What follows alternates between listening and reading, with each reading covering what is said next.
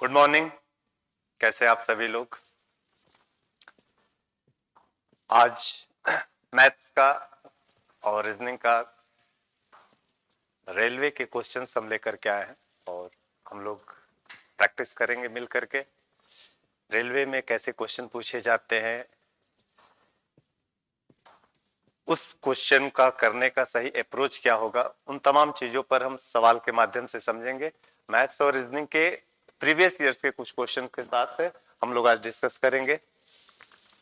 और अगर वीडियो अच्छा लगेगा, क्वेश्चंस पसंद आएंगे तो आप एक बार शेयर करिएगा अपने दोस्तों में, और चैनल पर फर्स्ट टाइम होंगे तो सब्सक्राइब कर देंगे तो और बढ़िया रहेगा। चलिए शुरू करते हैं मैथ्स और रीजनिंग का सुपर इंपॉर्टेंट क्वेश्चंस जो प्रीवियस एनटीपीसी में आया हुआ है, और इसी के इर्द गिर्द के सवाल आसपास के रेंज को आप देखेंगे तो एक आपको प्रिपरेशन का रास्ता समझ में आएगा। ठीक है, तो बिना विलंब किए हुए शुरू करते हैं हम लोग क्वेश्चन सीरीज में मैथ्स और रीजनिंग में ये फर्स्ट क्वेश्चन।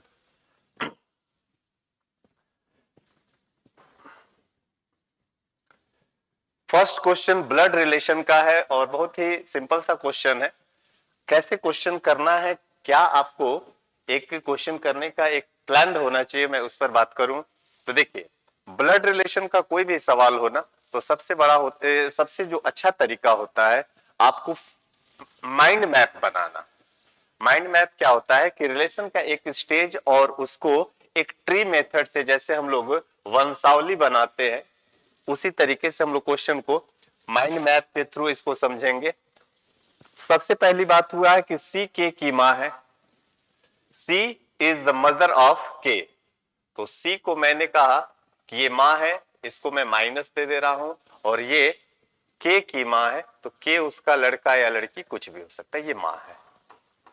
ठीक, आगे बोला है के एच की पत्नी है, के पत्नी है एच की, के लड़की है और ये वाइफ है एच की। तो ऑब्वियस सी बात है एच उसका हस्बैंड होगा। उसके बाद कहा गया है आर के का भाई है, के का भाई है आर, भाई है। ठीक, पी आर का पिता है, पी आर का पिता है तो आर का पिता है पी। अब आप ये बताओ कि के और आर भाई बहन है और के की मां सी है और आर का पिता पी है, इट मीन्स कि पी और सी हस्बैंड वाइफ हो गए। अब सवाल में ये पूछा है कि सी का पी से क्या संबंध है, सी का पी से क्या संबंध है, तो पी प्लस है और सी माइनस है, और ये पति पत्नी है तो सी पत्नी है पी का, और पत्नी इसका करेक्ट आंसर होगा ऑप्शन नंबर ए। ठीक है, तो इसी को हम लोग बोलते हैं वंशावली। एक स्टेज बनाएंगे हम, हमारे ऊपर हमारे पेरेंट्स, उनके ऊपर उनके पेरेंट्स। ठीक है, तीन लेवल पर हमारी बात होगी, और हमारे पैरेलल जो लोग होंगे वो एक लाइन में होंगे, जैसे कि पति पत्नी भाई, ये सब जो हमारे हैं वो सिंगल, और मम्मी पापा ऊपर, चाचा चाची ऊपर, दादा दादी नाना नानी इसके ऊपर। इसी को माइंड मैप बोलते हैं, दिमाग में सोचेंगे और चीजों को समझेंगे। ठीक है, अगला सवाल। एकदम आराम से चीजों को समझा रहे हैं, कैसे करना है आपको बस समझना है। देखिए, ये एक सवाल है, ये एनालॉजी का क्वेश्चन है। इसमें इस समय ये ट्रेंडिंग क्वेश्चन है। अभी भी जो आरपीएफ का एग्जाम हुआ है, जेई का एग्जाम हुआ है, टेक्नीशियन का एग्जाम हुआ है, हर सेट में ऐसे एनालॉजी क्वेश्चन आ रहे हैं और आपको भी इसकी प्रैक्टिस करनी है। ठीक है, पहले क्या था कि दो दो का दो ही पेयर बनता था, अब तीन तीन पेयर में रेलवे देता है या दे रहा है, तो हम लोग को कॉम्बिनेशन बना लेना है। क्या कॉम्बिनेशन है कि इनका कॉम्बिनेशन, इनका कॉम्बिनेशन देखिए, इनका कॉम्बिनेशन देखिए, और जिस नियम पर ये है उसी नियम पर आप इसका कॉम्बिनेशन तैयार करेंगे। अब देखिए, इसमें मैंने क्या कहा कि पहले के है फिर एफ है, तो के से एफ देखा जाए तो ये 6 नंबर पर है और ये 11 नंबर पे है, 5 पीछे है। एल है और एन है तो एल से एन 2 आगे है, और सी है और एल है तो सी से एल की बात करें तो ये 3 और ये 9 आगे है। तो -5 +2 और +9 की दूरी हो गई। ठीक है, तो इस तरीके से हमको कोई एक सीक्वेंस नहीं दिख रहा है। अब हम ये बात करें, इसको हम दूसरे तरीके से अगर समझने की कोशिश करें तो देखिए K L C F N L। अब हमारे पास अगर मैं इधर से चलूं तो देखिए C से F की बात करें तो +3, L से N की बात करें तो L से N +2 है और K से L की बात करें तो +1 है। यानी कि लास्ट से 3 2 1 का डिफरेंस चल रहा है। तो यहां से देखिए ये 3 बढ़ा, ये 2 बढ़ा और ये 1 बढ़ा। तो सेम आपको काम यही करना है लास्ट से। तो यहां से 3 बढ़ेगा तो T आएगा +3, यहां 2 बढ़ेगा तो R आएगा और यहां पर 1 बढ़ेगा तो D आएगा। तो T, R और D इसका करेक्ट आंसर होगा, जो ऑप्शन नंबर सी है।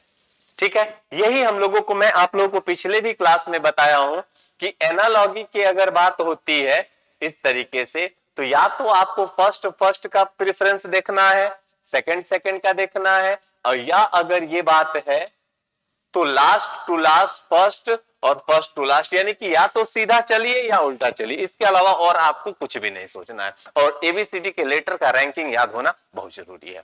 ठीक है, चलिए नेक्स्ट क्वेश्चन की ओर बढ़ते हैं।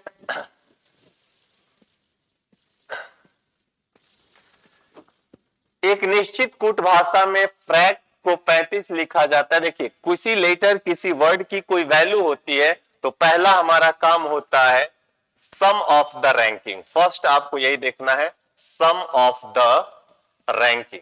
और सम ऑफ द रैंकिंग की जब हम बात करेंगे तो रैंकिंग 2 तरीके की आती है, एक होता है फॉरवर्ड रैंकिंग और दूसरा होता है बैकवर्ड रैंकिंग।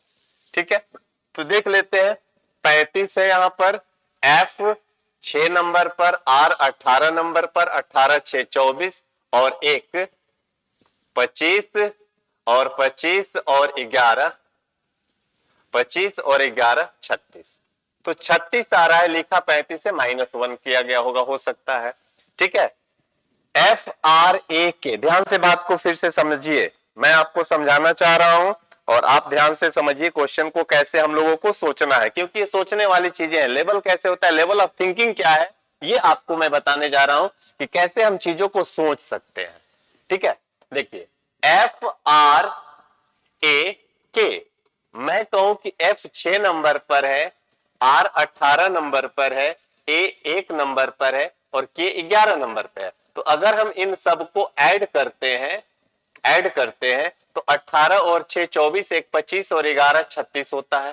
ठीक है, आगे देखा जाए MALT। अब बताओ, M जो है वो 13 नंबर पर है, A 1 नंबर पर है, L 12 नंबर पर है, T 20 नंबर पर है। इसको अगर हम जोड़ते हैं तो 13 1 14, 14 और 12 26, 26 और 20 46, 46 आएगा। ठीक, तो अब मेरी बात ये हुई कि यहाँ 36 है लेकिन लिखा 35 है, यहाँ 46 है लेकिन लिखा 45 है। तो मुझे लगता है कि अब आप सब लोग समझ गए होंगे कि 36 को जब 35 लिखता है, 46 को 45 लिखता है, इसका मतलब यह है कि इसमें जो भी आएगा उससे एक पीछे करके लिखना है। तो 20 और 18, 20 18 9 और 13, तो 18 9 27, 27 और 20 57, 57 और 13 60 आ रहा है। तो 60 तो लिखेंगे नहीं, हम 60 के बदले में 59 लिखेंगे और 59 इसका करेक्ट आंसर होगा, ऑप्शन नंबर सी। तो मैंने क्या बताया आपको कि आपको रैंकिंग को फॉरवर्ड और बैकवर्ड, जब कोई शब्द का वैल्यू हो तो वहां पे पहले आपको सम ऑफ द रैंकिंग, चाहे वो सीधा हो या उल्टा हो, यही हम लोगों को सोचना है। नेक्स्ट क्वेश्चन, अगला सवाल जो है ये मैथ का क्वेश्चन है। ठीक है, और मैथ्स के क्वेश्चन में ये एक 3D का सवाल है, 3D का। ठीक, अब बताइए, यहां पर बोला गया है कि सिलेंडर का वक्र पृष्ठ का क्षेत्रफल ज्ञात करिए। सिलेंडर का वक्र पृष्ठ यानी कि कर्व सरफेस एरिया आपको बताना है। ठीक है, तो सिलेंडर का कर्व सरफेस एरिया की अगर हम बात करें, सिलेंडर के कर्व सरफेस एरिया की बात करें, ये होता है 2 पाई आर एच। ये होता है कर्व सरफेस एरिया किसका? बेलन का। अब इसको हमें निकालने के लिए रेडियस चाहिए और हाइट चाहिए, रेडियस चाहिए और हाइट चाहिए। तो आप बताओ कि यहां पर आधार की त्रिज्या और ऊंचाई का रेशियो दिया हुआ है 3:2। तो अगर मैं इसी से बात करूं तो 3 दूना 6 हो जाएगा, और चूंकि ये रेशियो में है अगर मैं इसको x करता हूं तो ये 6x² हो जाएगा। तो कहने का मतलब ये है कि हमारा जो आंसर होगा वो 6 से कटने वाला नंबर होगा, 6 से कटने वाला नंबर होगा। साथ में पाई है तो पाई का मतलब होता है 22/11, 22/7 सॉरी। तो 22 है तो इसका मतलब कि 11 से भी कटने वाला होगा। तो अब पहले हम ये देखें कि 6 से कटने वाला कौन कौन सा नंबर है। तो आप बताइए कि 3 1 4 8 और 4 12, 12 6 18, 18 6 से कटता है, चूंकि 2 और 3 से कटेगा। 3 2 5, 5 2 7 और 1 8, ये नहीं कटेगा 6 से। अगर मैं बात करूं कि 9 2 11 और 4 15, तो ये कट जाएगा। और 8 1 9, 9 और 8 17, 17 और 4 21, ये भी कट जाएगा। तो हमारा ये वाला आंसर नहीं होगा। अब रही बात कि ये किसी नंबर का ये है, तो एक ऑप्शन तो हमने सीधे एलिमिनेट कर दिया कि ये हमारा नहीं हो सकता है। 11 से कटने की बात करें तो 6 3 9 8 1 9, ये भी कट रहा है। 8 8 16 4 1 5, 11 का डिफरेंस ये भी कट रहा है। 9 4 13 2, 11 का डिफरेंस ये भी कट रहा है। इसका मतलब कि हमें कहीं ना कहीं यहां पर थोड़ा सा ये कंसीडर करना होगा कि ये x² यानी कि एक वर्ग के साथ मल्टीप्लाई हो। तो अगर मैं 6 से इसको काट देता हूं, चलिए इसको सॉल्व भी कर लेते हैं, थोड़ा सा ऑप्शन अलग नहीं हो पा रहा है तो हम इसको काट देते हैं। चलिए ये देखिए, वॉल्यूम दिया गया है और वॉल्यूम ऑफ सिलेंडर,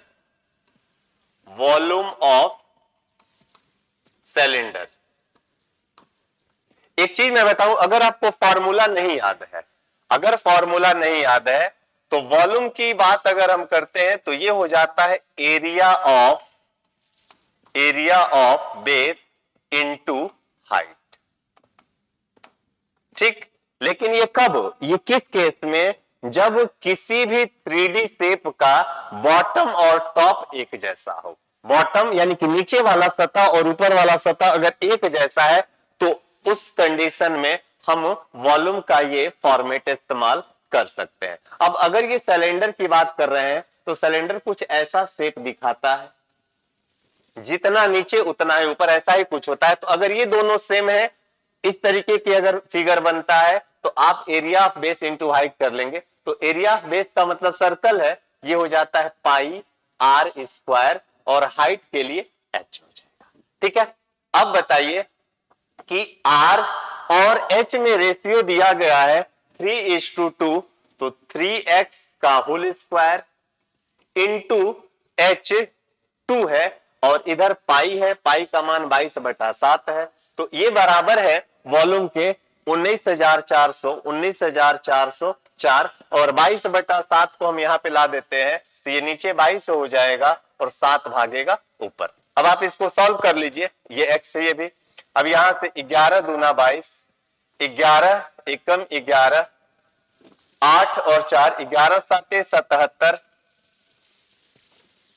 3 और 4 7 7, 11 6 66, 11 चौक 44, 1764 आ गया, और इंटू 2। अब इसको हम यहां से कैंसिल कर देते हैं 2 से, तो 2 8 16, 2 8 16, 2 2 निके 4 इंटू 7, और इधर क्या है 3 तरीका 9x², 9 दूना 18 x³ हो जाएगा। तो x बराबर हो जाएगा x³, तो ये हो जाएगा 8 8 2 इंटू 7 बटे में 18।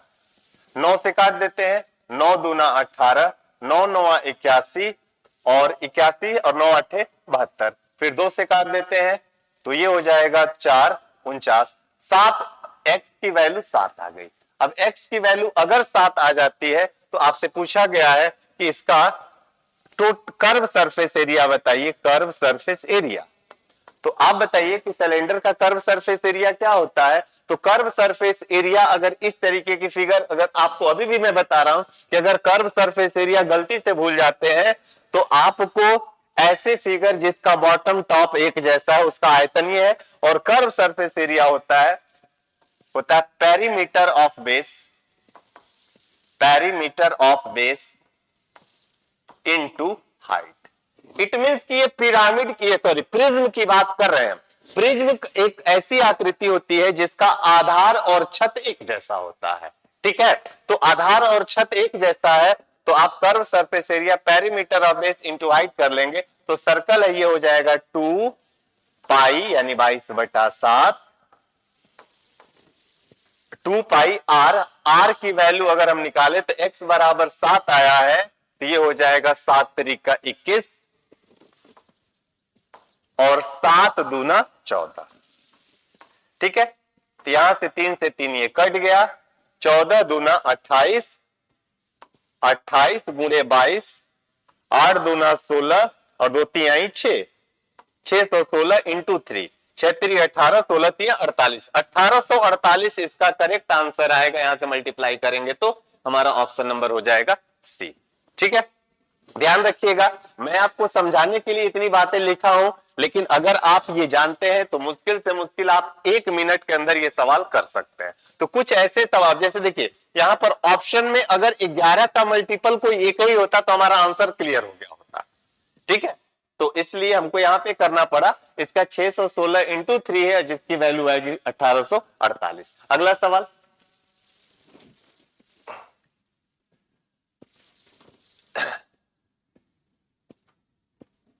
ये रीजनिंग का एक सवाल है, देखिए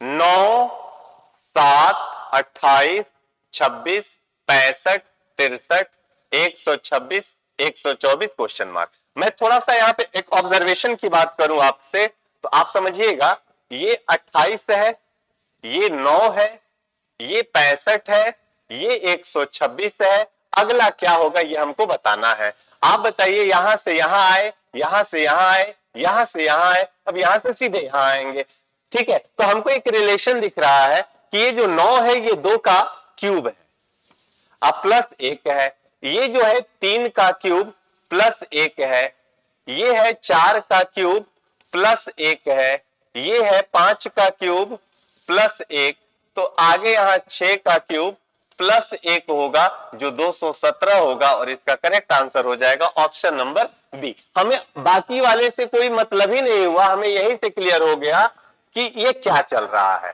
ठीक है। अब देखिए इसके बाद वाले में ये क्या किए हैं कि यही सेम है, क्यूब -1 के, ये 2 का क्यूब -1 है, ये 3 का क्यूब -1 है, ये 4 का क्यूब -1 है, ये 5 का क्यूब -1 है, आगे उसी तरीके से चलेगा। तो हमें अल्टरनेट पर एक सीक्वेंस दिखा कि NQ -n इसका पैटर्न है, NQ -+1 और NQ -1, ये दोनों चल रहा है। जब ये गैपिंग चल रही है तो अल्टरनेट सीरीज है, इनका इनके साथ ये कॉम्बिनेशन है और इनका इनके साथ ये कॉम्बिनेशन है, ठीक है। तो इसका करेक्ट आंसर हो जाएगा 217। अगला सवाल, अगला जो क्वेश्चन है ये देखा जाए कि एक ये सीटिंग अरेंजमेंट का क्वेश्चन है। सीटिंग अरेंजमेंट देखिए इतना बड़ा सवाल है, पढ़ने में ही टाइम लगेगा, तो लेकिन आपको पढ़ना पड़ेगा। रेलवे में हर सेट में हर एग्जाम में ये मान के चलिए कि डायरेक्शन और सीटिंग अरेंजमेंट से कम 4 से 5 क्वेश्चन फिक्स है, आता ही आता है। तो इसकी प्रैक्टिस आपको करनी है, क्वेश्चन देख करके घबराना नहीं है, इजी होते हैं सवाल, बस आपकी कंसिस्टेंसी की, आपके कंसंट्रेशन की बस टेस्टिंग के लिए क्वेश्चन दिए जाते हैं, बाकी कुछ है नहीं, ठीक है। हाँ, थोड़ा सा बेसिक बात आपको क्लियर होना चाहिए कि लेफ्ट राइट क्या होता है, सर्कल में, लाइन में, स्क्वायर में, ये सारी चीजें आपको क्लियर होना चाहिए। मैं इस क्वेश्चन को करके देख रहा हूं क्या है, देखिए कह रहा है कि एक सर्कुलर ट्रैक है, तो पहले तो एक सर्कुलर ट्रैक बना लेते हैं। कितने लोग हैं, 1 2 3 4 H तक है, 8 लोग हैं, तो पहले यहां पे 8 जगह बना देते हैं हम अपने से। इससे ये होगा कि हमें इसी पॉइंट पर 8 लोगों को बैठाना, ये 8 मैंने जगह दे दिया, ठीक है। सेंटर की ओर मुंह किए हैं, यानी कि सब यहां पे देख रहे हैं, फेसिंग सेंटर है, तो बच्चा जब फेसिंग सेंटर होता है तो जो ये वाला केस होता है ये लेफ्ट होता है, और ऐसे चलेंगे तो ये राइट होगा, ये ध्यान रखिएगा। ठीक है, आगे अब शुरू करते हैं। बी ए के राइट साइड में तीसरे स्थान पर बैठा है। अब ध्यान दीजिएगा, कहीं से शुरुआत कर सकते हैं, किसी भी एक जगह को आप कांस्टेंट करके वहां से क्वेश्चन को आगे बढ़ा सकते हैं। तो सबसे पहले बोला है कि ए के राइट, ए के राइट, तो पहले हम ए को बैठाते हैं, और ए के राइट, तो देखिए राइट इधर चल रहा है, ये वाला राइट है, 1 2 3, यहां पे बी आ गया। ठीक है, चलिए ये बात खत्म हो गई यहां तक। अब बोला है एच ए के बाईं ओर तीसरे स्थान पर बैठा है, ए के बाया बाया ये चलता है 1 2 3, 1 2 3, यहां एच आ गया। ठीक, बात क्लियर हो गई। अब बता, ये भी लाइन खत्म हो गई यहां तक। सी बी के दाईं ओर चौथे स्थान पर बैठा है, सी बी के दाईं ओर, तो बी यहां है, बी के दाया चलेंगे तो इधर चलेगा, 1 2 3 4, ये सी है। ठीक है, ये भी बात खत्म हो गई। बी जी के बाईं ओर तीसरे स्थान पर बैठा है, जी के बाईं ओर तीसरे स्थान पर बैठा है बी, तो आप बताइए कि बी जी के बाईं ओर बैठा है, तो मैं इसको ये भी बोल सकता हूं कि जो जी है वो बी के दाईं ओर बैठा है तीसरे स्थान पर, तो बी के दाईं ओर तीसरे स्थान पर 1 2 3, यहां पे जी है। अब बताइए, अगर मैं आपके लेफ्ट हूं, इट मींस कि आप हमारे राइट है। ठीक है, तो हमें अपने सुविधा के हिसाब से डायरेक्शन को सोच लेना है। यहां पे बोला है कि जी के बाईं ओर बैठा है, तो जब जी के बाईं है तो इसका ये दाया होगा, तो मैंने बी बैठा था इसलिए हमने बी का दाया ले लिया, और दाया ये वाला डायरेक्शन आ गया, जी हो गया। ठीक है, अब बोला है एफ डी के ठीक बगल में बैठा है, डी सी के दाईं और दूसरे है, तो सी के दाईं और दूसरे नंबर पे डी है, और ये यहाँ पे एफ हो जाएगा। अब एक जो बचा है वो यहाँ पे आ गया, जो कि ई है। अब क्वेश्चन में क्या बोला है, एफ के दाईं और दूसरे स्थान पर कौन बैठा है, तो एफ यहाँ पर है पहला, दूसरा दाईं नंबर पे, दूसरे नंबर पर ई है, और ई इसका करेक्ट आंसर है ऑप्शन नंबर सी। तो ऑप्शन नंबर सी इसका करेक्ट आंसर है। ठीक है, सीटिंग अरेंजमेंट में अगर हम क्लॉकवाइज घूमते हैं तो ये लेफ्ट की बात करता है, और एंटी क्लॉकवाइज चलते हैं तो ये राइट की बात करता है। ठीक, सिर्फ और सिर्फ ये सारी चीजें आपकी प्रैक्टिस पर, आपकी प्लानिंग पर है। अगर हम पढ़ाई नहीं करेंगे, रिवीजन नहीं करेंगे, तो हर सवाल देख करके आप उलझ सकते हैं, लेकिन अगर आप रेगुलर टच में, रेगुलर चीजों को प्रैक्टिस कर रहे हैं, तो ये सब चीजें आपके लिए हलवा है। ठीक है, चलिए अगला क्वेश्चन। ये एक स्टैटिक्स का क्वेश्चन है, कल्पित माध्य दिया हुआ है, उसके बाद तो लास्ट में पूछा है समानांतर माध्य। तो समानांतर माध्य जो होता है, ये अर्थमेटिक मीन जो होता है, ये बराबर हो जाएगा a plus sigma of F I D I divided by sigma of F I, ये कल्पित माध्य, अर्थमेटिक मीन बराबर ए जहां कल्पित माध्य है। अब बताइए दिया गया है 142.5 है, अब plus sigma F I D I frequency और डिफरेंसेस कितना दिया हुआ है, 130.5 है, और डिवाइडेड बाई ये कितना दिए हैं भाई, तो 90। ठीक, अब बस आपको ये सॉल्व कर लेना है, आपको आ जाएगा समानांतर माध्य, यानी कि पूरे सेट का माध्य क्या होगा। और जब हम इसको सॉल्व करेंगे तो ये एक से थोड़ा सा ज्यादा होगा, यानी 142 से थोड़ा सा ज्यादा होगा, और 142 से थोड़ा सा ज्यादा पर 143 थोड़ा का मतलब कि ये या तो ये होना चाहिए या तो ये होना चाहिए, क्योंकि ये 90 का 1.5 गुना के लमसम में है। 90 और 45 135 होता है, 1.5 गुना का है, और ये ऑलरेडी 1.5 पर चल रहा है, तो आधा लेगा तो ये 43 144, यानी कि 144 के एकदम बगल वाला होगा, और 144 के एकदम बगल वाला है ऑप्शन नंबर बी, और ऑप्शन नंबर बी इसका करेक्ट आंसर है। यहां पर भी आपको फॉर्मूला की आवश्यकता होगी, अगर फॉर्मूला नहीं याद होगा तो आप फंस जाएंगे। ठीक है, चलिए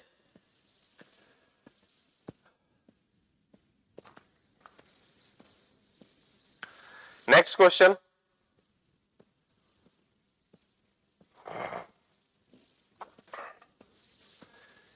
ये एक बेसिक सा क्वेश्चन है, कह रहा है कि इसको बैलेंस करने के लिए आपस में बदलना चाहिए, ये 2 + 8 डिवाइडेड बाई 5 इंटू 4 - 6 बराबर 3 आना चाहिए। इसके लिए कह रहा है कि करने के लिए किन दो चिन्हों को आपस में बदलना होगा। अब यहाँ पे ऑप्शन ही एक सहारा होता है, और देखिए इधर 3 एक छोटी वैल्यू है और इधर थोड़ा बड़ा बड़ा वैल्यू है, तो कहीं ना कहीं हमको बड़ा को छोटा लाने के लिए डिवीजन का सहारा लेना होता है। और डिवीजन में पहले हमारे पास यहाँ पे डिवीजन है और यहाँ पे डिवीजन है। बी और सी को हम पहले चेक करेंगे, क्योंकि बड़ा से छोटा जाने के लिए खूब बड़ा को छोटा बदलना होगा, तो डिवीजन क्या जरूरत पड़ेगा, और डिवीजन हमारे पास बी में है और डी में है, तो हम पहले बी को और डी को चेक करेंगे, बाकी अगर नहीं होगा तो दूसरा चेक किया जाएगा। अब आप ये बताओ कि कह रहा है कि डिवाइड और प्लस को इंटरचेंज कर देते हैं, डिवाइड और प्लस को इंटरचेंज कर देते हैं, तो यहां पे कर देते हैं प्लस और यहां पे कर देते हैं डिवाइड, ठीक है। और 8 और 5 को चेंज कर देते हैं, यहां पे कर देते हैं 5 और यहां पे कर देते हैं 8, ठीक। अब इसको चेक किया जाए, देखा जाए कि क्या बात बन पा रही है।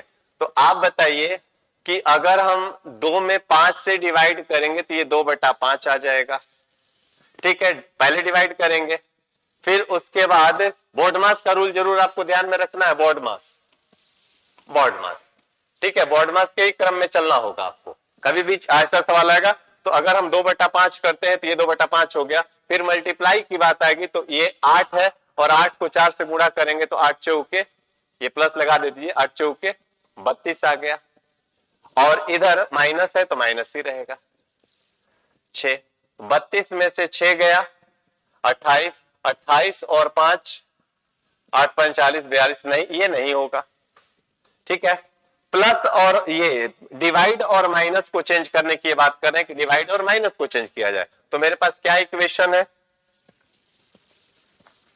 2 + 8 डिवाइडेड बाई 5 इंटू 4 - 6 बराबर 3 आना चाहिए। अब हम ये वाला ऑप्शन चेक कर रहे हैं, डिवीजन यहां पर है डिवाइड और माइनस को, तो डिवाइड और माइनस को चेंज कर दीजिए, तो डिवाइड की जगह पे हम ला देते हैं यहां पे माइनस और माइनस की जगह पे ला देते हैं डिवाइड, ठीक। और क्या 2 और 6 को चेंज करना है, तो यहां पे ला देते हैं 6 और यहां पर ला देते हैं 2। चलिए अब इसको चेक करते हैं क्या है। तो आप बताइए कि अगर आप 4 में 2 से डिवाइड करेंगे तो आएगा 2, ठीक है। फिर 5 में 2 से गुणा करेंगे तो ये आएगा 10, ठीक है। 8 और 6 को करेंगे तो ये आएगा 14, और 14 में से 10 जाएगा तो ये आएगा 4, ये 2 से 2 2 ये कट जाएगा तो ये 2 आ गया, 5 दूना ये 10 हो गया, और ये 8 6 14 हो गया, 10 में से ये 8 14 में से 10 जाएगा तो 4, ये 4 आ रहा है, ठीक है। तो ये वाला भी विकल्प नहीं है, ठीक। तो ये वाला क्वेश्चन जो है इसको हम लोग आप लोग एक बार अपने से ट्राई कर लेना। करना क्या है कि इनको चेंज करने के बाद जहां पर 3 आ जाएगा उसी को हम लोग यहां पर विकल्प में फॉलो करेंगे, ठीक है। और प्लस माइनस का मतलब कि जहां प्लस है वहां माइनस, जहां माइनस है वहां प्लस। तो ये हम आपके लिए होमवर्क दे रहे हैं कि आप इसको, होमवर्क का मतलब कि एक बार आप खुद से ट्राई कर लेना, जो आएगा आंसर उसको देख लिया जाएगा। अगला क्वेश्चन पे बढ़ते हैं। नोएडा को ये लिखा जाता है, गोवा को ये लिखा जाता है, तो आप बताइए कि मेरठ को क्या लिखा जाएगा। कोडिंग डिकोडिंग का सवाल है। एन इधर है पहले, इधर एस है पहले, एन से एस 5 आगे है, इधर ओ है पहले, इधर टी है, ओ से टी भी 5 है, आई से एन भी 5 है, 5 5 की दूरी है। तो जब इसमें 5 की दूरी है तो अगला भी 5 ही की दूरी होगा और हमारा सवाल भी 5 ही की दूरी पर आएगा। तो अगर मैं यहां पर 5 की दूरी ले लेता हूं +5, तो 13 5 18 होगा आर, यानी कि आंसर का पहला लेटर आर होगा, तो ये नहीं होगा, ये नहीं होगा, ठीक है। आंसर का पहला लेटर आर है और आर न तो फर्स्ट में है न तो लास्ट में फर्स्ट, उसके बाद 5 5 10 आर के बाद जे आएगा, फिर यहां पर आर के बाद जे आएगा, आर डबल जे तक तो ठीक है, फिर यहां पर 18 और 5 23 होगा, 23 का मतलब डब्ल्यू होता है, ये भी बात सही है, R J J W, you 5 26 Z होगा, जेड में यहां पे है, यहां पर भी है, और टी और 5 वाई होगा, यानी ऑप्शन नंबर बी इसका करेक्ट आंसर है। सारे लेटर में सारे में 5 5 हम ऐड कर रहे हैं। अगला सवाल, इसमें भी हम लोगों को वही सेम काम है। एफ से बी की बात हो रही है, तो एफ से बी अगर हम देखें तो ये -4 है, एल से एच देखें ये भी -4 है। R से N देखे ये भी -4 है। Y से U देखे ये भी -4 है। G से 4 कम आएंगे, C आएगा और C हमारा फर्स्ट से केवल और केवल ऑप्शन नंबर ए में, तो हमारा ए ही विकल्प होगा, आगे चेक करने की आवश्यकता नहीं है। इस पर भी इधर नजर दौड़ाते रहना है कि जहां पर हमको एक ही अगर विकल्प दिख जाए, पहला ही से मैच कर गया कि सी आएगा ही फर्स्ट में और पहला ही सी है, तो हमें आगे की आवश्यकता नहीं है। चलिए अगला, स्ट्रीम को ये लिखा जाता है, रूट को ये लिखा जाता है, तो सीट को क्या लिखा जाएगा? कोडिंग डिकोडिंग का ही सवाल है। देखो इधर एस है, एस है, एस से भी की बात करें तो ये +3 है। टी से एक्स की बात करें +4 है। ई से एच की बात करें फिर +3 है। एम से क्यू की बात करें +4 है। यानी कि +3 +4 +3 +4 ये शुरू में हमको मिला, ठीक है। अब यहाँ पे +3 करेंगे तो ये आ ही जाएगा, +4 करेंगे तो ये भी आ जाएगा, बात सही है। तो यहाँ +3 करेंगे तो 19 और 3 22, 22 का मतलब भी पहला लेटर भी होगा, ये खत्म हो गया, ये खत्म हो गया, ठीक है। उसके बाद +3 के बाद +4 करेंगे, आई आएगा, भी आई, फिर +3 करेंगे, एच आएगा, भी आई एच बनेगा, हमारा ऑप्शन नंबर ए क्लियर हो जाएगा। ये यहाँ पे जी आ गया, इसलिए हमने इसको खत्म कर दिया। हमारा करेक्ट आंसर होगा ऑप्शन नंबर ए। सीक्वेंस यही चल रहा है 3 4 3 4 का, ठीक है, बात क्लियर। यही सब चीजें हैं जो कि हम लोग को प्रैक्टिस में आदत में डालनी है, ठीक है। अब आप ये सोचिए कि यही सवाल अगर मुझे करना होता, आपको नहीं बताना होता, तो ये मेरे लिए, किसी के लिए भी एक बताना और एक खुद करना, दोनों में फर्क है। तो हम लोग को अप्रोच समझना है कि कैसे चीजों को एट ए टाइम फोकस करना है इस पर, और क्या क्या लॉजिक बनता है सवालों में, और एग्जामिनेशन क्या क्या चीजों को सोच करके क्वेश्चन बनाता है। उन तमाम चीजों को लाने के लिए सिर्फ और सिर्फ प्रैक्टिस और रिवीजन ही मस्ट है, ठीक है। उसमें से सब कुछ आप जानते हैं लेकिन आपके पास रिवीजन नहीं है, तो रिजल्ट 0 हो जाएगा। प्रैक्टिस नहीं है, रिजल्ट 0 हो जाएगा। क्योंकि जब एक अप्रोच हम बनाते हैं तो वहां पे सब कुछ डिपेंड करता है कि आपने हर क्षेत्र में, अगर आप बताओ कि अगर ये 100 है, मैं अगर कहता हूं कि P into R into T बराबर कुछ भी होगा, मतलब कि ये रिजल्ट है, मान लीजिए कि success, P into R into T बराबर सक्सेस, यानी कि सक्सेस होने के लिए 3 चीजों की आवश्यकता है। सपोज करिए वो 3 चीजें क्या क्या है मुझे नहीं मालूम है, लेकिन 3 चीज हम करेंगे तभी सक्सेस होगा। तो 3 चीज क्या है, यहां पर हम सिंपली अगर कहें तो कॉन्सेप्ट क्लियर होना चाहिए, रिविजन होना चाहिए, प्रॉपर प्रैक्टिस होनी चाहिए, तब जाकर के आप रिजल्ट पर जाते हैं, ठीक है। अब मैं कह रहा हूं कि अगर ये तीनों होगा तभी सक्सेस होगा। अब इसमें से आपका प्रैक्टिस बहुत बढ़िया है लेकिन कॉन्सेप्ट 0 है, कॉन्सेप्ट आपका 0 है, तो 0 इंटू ऑल बराबर 0। इसका मतलब कि कोई भी अगर एक कमजोर होगा तो सीधे सीधे इसका डायरेक्टली रिलेशन यहां पे आएगा। अगर एक घटेगा तो यहां का परिणाम भी घट जाएगा, और अगर सब कुछ बढ़ेगा तो यहां का रिजल्ट भी बढ़ेगा, है ना। तो ये एक सिंपल सा फॉर्मूला है, सफल असफल होने का एक सिंपल फॉर्मूला है। आप किस लेवल पर मेहनत करते हैं totally depend on upon you, ठीक है। चलिए अगला सवाल, आइए ये सवाल करते हैं। क्या है कि तो एक मालगाड़ी 5 kilometre per hour 10 kilometre per hour की स्पीड से समान दिशा में चल रहे दो लड़कों को इतने और इतने सेकंड में पार करती है, तो मालगाड़ी की लंबाई ज्ञात करनी है, ठीक है। आप बताइए कि एक ट्रेन है, सेम डायरेक्शन में 10 किलोमीटर पर आवर और 5 किलोमीटर पर आवर की स्पीड से चल रहे दो बच्चों को 21 और 24 सेकंड में पार करती है, तो ट्रेन की लंबाई बतानी है। अब मैं ये कह रहा हूं कि ट्रेन की लंबाई L है, और जब ट्रेन आदमी को पार करती है तो अपनी ही लंबाई को पार करती है, ठीक है। अब ट्रेन अपने ही डायरेक्शन में, जिधर ट्रेन भाग रही है उधर भी आदमी भाग रहा है, तो जब दो चीजें साथ में भागती है तो वहां पे दोनों का स्पीड साथ में कंसीडर होता है, that is called relative speed. Same direction में माइनस और अपोजिट डायरेक्शन में प्लस होता है, ठीक है। तो मैंने कहा कि ट्रेन की स्पीड x है और आदमी की स्पीड 5 है, तो x माइनस 5, ठीक है।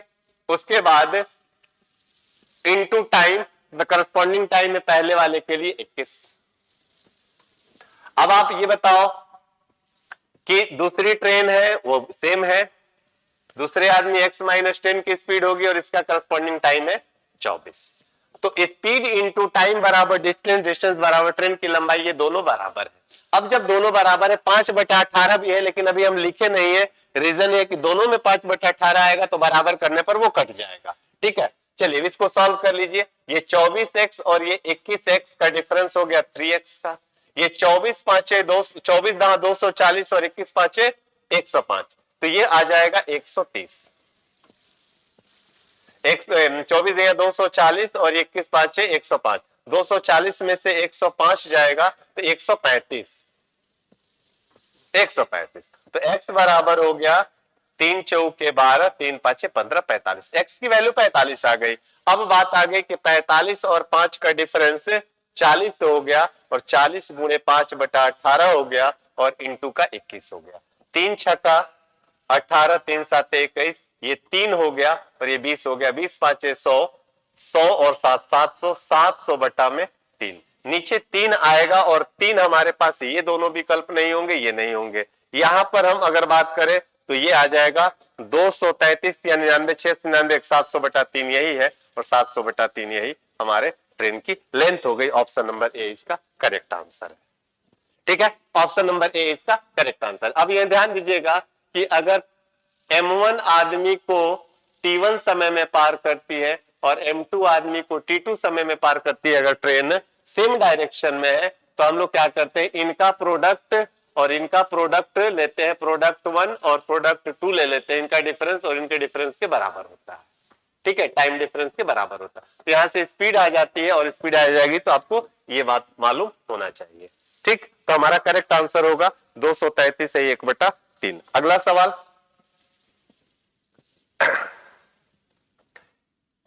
ये भी एनालॉजी का सवाल है। देखिए, V और T की बात की है, ये V से T, V से N, तो V और N की बात करें तो ये करीब करीब ये 22 है और ये 14 है।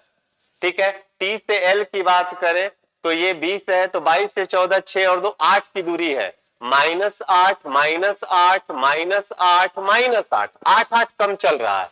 इधर भी 8 कम करिए, 16 में से 8 गया, 8 8 का मतलब H, 8 8 16, H आएगा और H हमारा एक ही विकल्प है, ऑप्शन नंबर डी इसका करेक्ट है। 8 की दूरी चल रही है और 8 की दूरी हम यहां से करेंगे तो 16 में से 8 घटाएंगे 8 आएगा, 8वां नंबर पे H आता है और H ही यहां पे है, इसलिए हमारा करेक्ट आंसर हो गया ऑप्शन नंबर डी।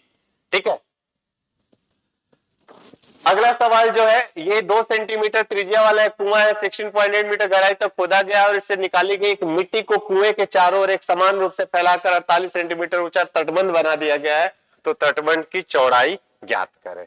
ठीक है, देखिए ये एक कुआं है और इससे मिट्टी निकाल करके हम इधर चारों तरफ फैला दिए।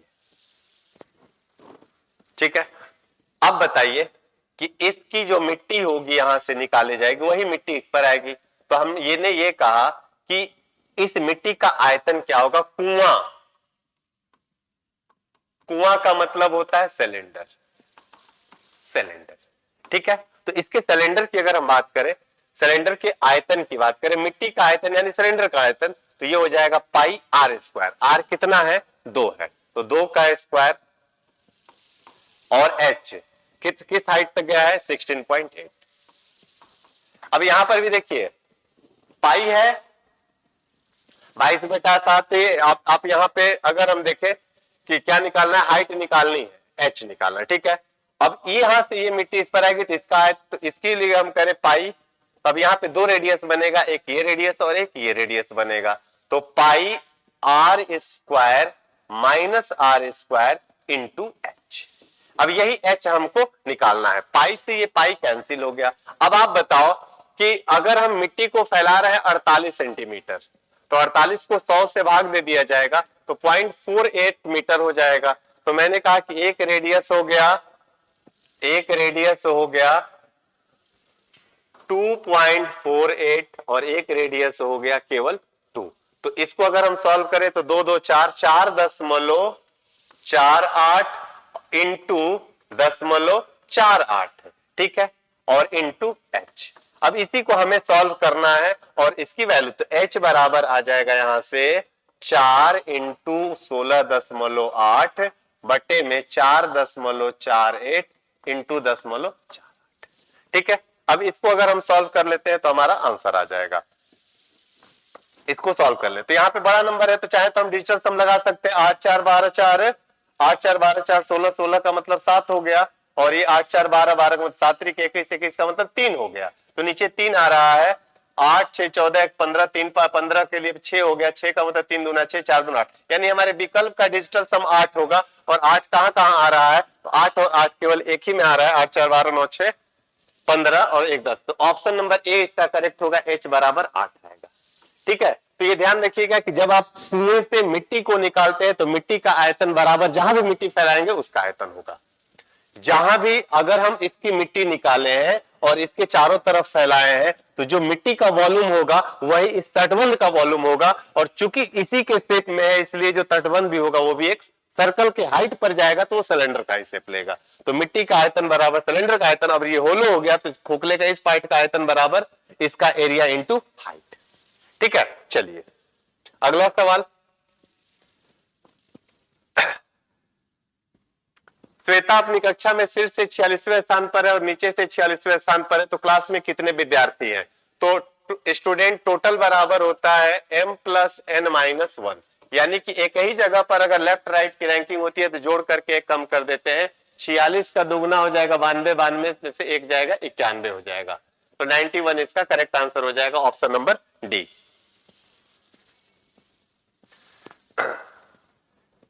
ये दिया गया है, कह रहा है कि ठीक पहले एक प्रतीक और ठीक बाद एक संख्या, ऐसे कितने अक्षर है जिनके ठीक पहले एक प्रतीक है और ठीक बाद में एक संख्या है?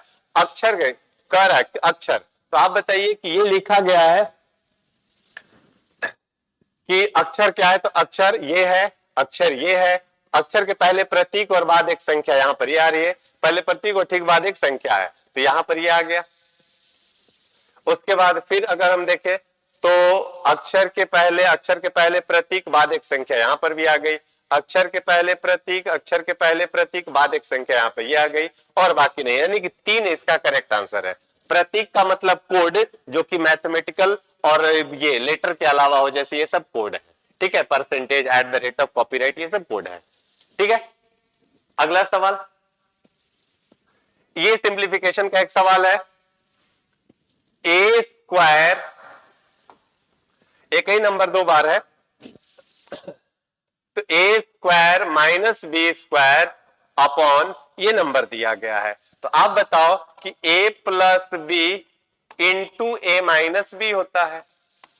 ठीक है, और नीचे क्या है, a plus B into A minus B, इन दोनों को अगर हम जोड़ दे तो 7 2 9 ये आएगा, और इन दोनों को घटा दे तो ये आएगा। ठीक है, तो ये दोनों का डिफरेंस और प्रोडक्ट है, ये वैल्यू और ये वैल्यू, यहां पर अगर ये x है और ये y है तो नीचे x इंटू वाई दिया हुआ है, x इंटू वाई कट जाएगा, इसका करेक्ट आंसर आ जाएगा ऑप्शन नंबर 1 यानी कि a। ठीक है, तो ये फॉर्मूला बेस्ड है, इसमें ज्यादा दिमाग लगाने की आवश्यकता नहीं। ए स्क्वायर माइनस बी स्क्वायर, ए प्लस बी और ए माइनस, ये ए प्लस बी है इंटू ए माइनस बी है, ये कट जाएगा और ये हमारा पूरा रिजल्ट आ जाएगा 1 के बराबर में। अगला क्वेश्चन है, माध्यिका बताना है इस क्वेश्चन का। माध्यिका यानी कि मीडियन, और मीडियन जो होता है बीच में पड़ने वाला नंबर होता है। तो अगर मैं इस पूरे सीरीज को सजा दूं बढ़ते क्रम में, तो जो मिडिल में आएगा वही इसका मीडियन होगा। तो इसमें सबसे छोटा कौन है, 0। ठीक है, 0 एक ही बार है, 2 बार है, तो 0 0 लिखेंगे। उसके बाद 1 1 लिखोगे, 2 ही बार है, 1 के बाद 2 भी है तो 2 लिख लेते हैं। 2 अकेले है, थोड़ा सा ध्यान देना है, हाँ 2 भी अकेले है। 3 की बात करें तो 1 2 3 3 बार है। ठीक, 3 के बाद अगर हम बात करें 4 तो 4 2 बार है। ठीक है, बढ़ते क्रम में लिख रहे हैं, 4 के बाद 2 बार, 5 है, 5 भी 2 बार है। 5 के बाद 6 की बात करें तो 6 हमको लग रहा है अकेले है, और फिर 7 की बात करें तो 7 2 बार है, 7 2 बार है। ठीक है, 7 तक मैक्सिमम है। अब इसमें माध्यिका मिडिल में आता है, 1 2 3 4 5 6 7 8 9 10 11 12 13 14 15, 15 नंबर है। अब 15 नंबर में बीच वाला नंबर 7 इधर से हट जाएगा, 7 उधर से हट जाएगा, 8वां नंबर बीच होगा और 2, 2, 4, 2, 6, 2, 8, 3 इसका मीडियन आएगा, बीच में यही 3 पड़ रहा है और करेक्ट आंसर हो जाएगा ऑप्शन नंबर बी 3। ठीक है, अगला सवाल। तो मीडियन में जो सेंटर पर असेंडिंग ऑर्डर या डिसेंडिंग ऑर्डर में लिखने के बाद जो बीचों बीच पड़ता है दैट इज कॉल्ड मीडियन। ठीक है, अब ये 6% वार्षिक दर से 3.5 वर्ष में प्राप्त होने वाले साधारण ब्याज याद करें। साधारण ब्याज आपको निकालना है 3.5 साल का, 6% है। 6% की अगर हम बात करें और 3.5 वर्ष का समय ले लेते हैं तो रेट हमारा बन जाएगा 6 3 18 और 3 21%। तो 21% आपको ब्याज मिलेगा कितने का? 540 का। तो डायरेक्ट लिखेंगे 540 का 21%। ठीक है, यहां से ये कट गया है, 21 चौक 84 और 21 पांचे 105 और 8 113। ठीक है, और चूंकि 10 है तो पॉइंट लगेगा 113.40 यानी 113.40 इसका करेक्ट आंसर होगा ऑप्शन नंबर डी। ठीक है, अब यहां पे मैंने क्या किया समझिएगा, 3.5 साल दिया है, रेट 1 साल के लिए बना है 6%, तो 3.5 साल के लिए 21% होगा और 540 का 21% डायरेक्ट हम निकालेंगे तो 113 रुपया 40 पैसा इसका करेक्ट आंसर आएगा।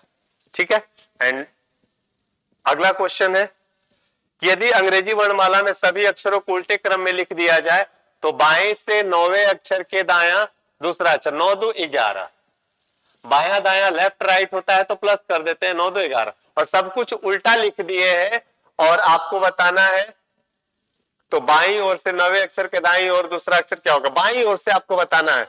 तो देखिए ये वाला जो केस है ये लेफ्ट होता है और ये राइट होता है, तो जब उल्टा करेंगे तो ये राइट वाला यहां आ जाएगा और लेफ्ट वाला यहां चला जाएगा। तो राइट वाला जब यहां आ जाएगा तो हमको जेड वाले से काउंट करनी है 11 नंबर, तो 11 और 16 27 होता है और 16वां नंबर पी का आता है, करेक्ट आंसर हो जाएगा ऑप्शन नंबर डी इसका अंतिम उत्तर है। ठीक है, तो इस तरीके से ये 20 क्वेश्चंस आप लोगों को था। ठीक है, तो हम लोग इसको आप देखिएगा, धीरे सारी चीजों को मैंने अच्छे से बताया है। अगर कोई डाउट होगा तो उसको बैक करके देखिएगा, फिर भी अगर किसी क्वेश्चन में कोई कंफ्यूजन होगा तो आप कमेंट करिएगा, फिर हम उसको दोबारा बताएंगे। थैंक यू वेरी मच, मिलते हैं फिर अगले कुछ क्वेश्चंस के साथ। धन्यवाद।